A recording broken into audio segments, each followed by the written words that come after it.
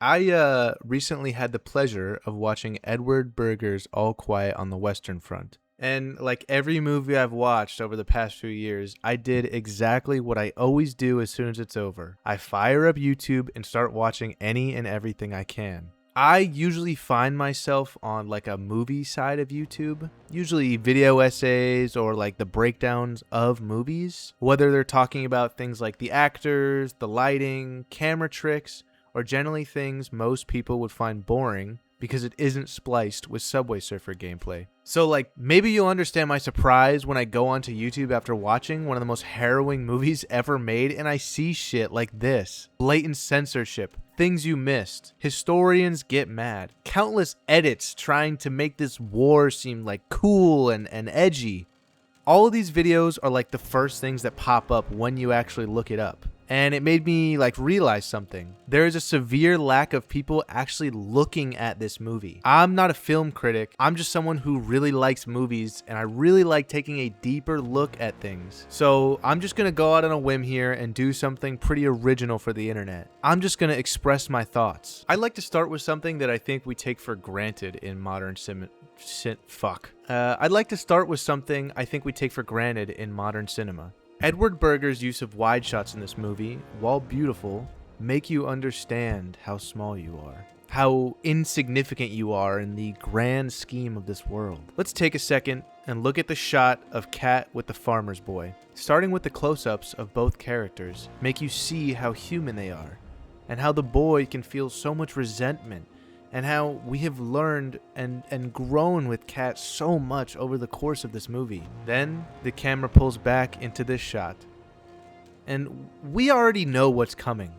We know the horrors of war and the fact that not everyone gets to come home. We know that at the end of the day, Kat's death will never be headline news. It will not convince the general to stop the inevitable push, and yet we aren't even shown his face when it happens. He doesn't get that moment of true heroism where he looks his enemy in the eyes and prevails. No. Instead, we get another brick in the wall, another cog turning in this meat grinder we call history. I think this is something Berger has done so well. This machine works so much better when there's no names or faces attached. There's no emotions or memories. It's pretty simple actually. Kill or be killed. Man-made horrors beyond my comprehension is one of those things that I think gets thrown around on the internet a lot, and it almost has like lost its meaning. But I feel like this movie really brings that meaning back. I think the scene that conveys it most importantly is the tank.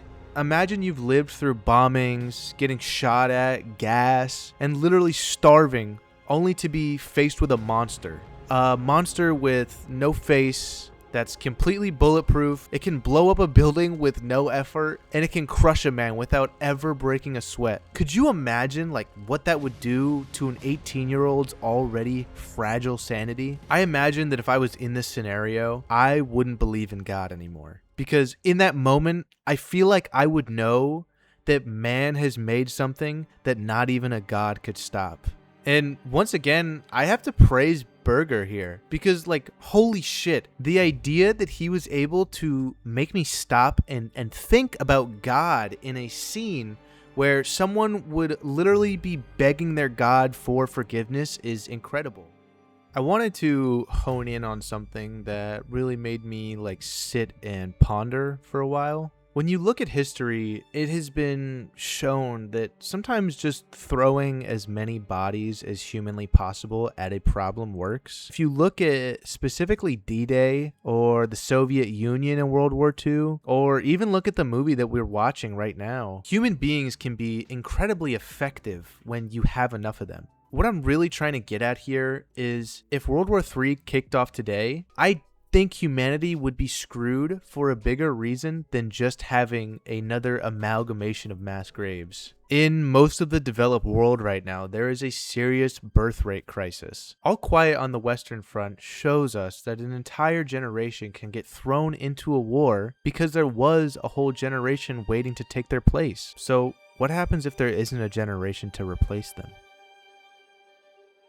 This movie left me with like so many feelings and questions by the time the credits rolled. But I want to give a special shout out to Berger and his team. I find it so rare that a movie can completely engross me, but holy shit, you guys did incredible. Which I'm saying shout out as if they didn't make a shit ton of money doing this.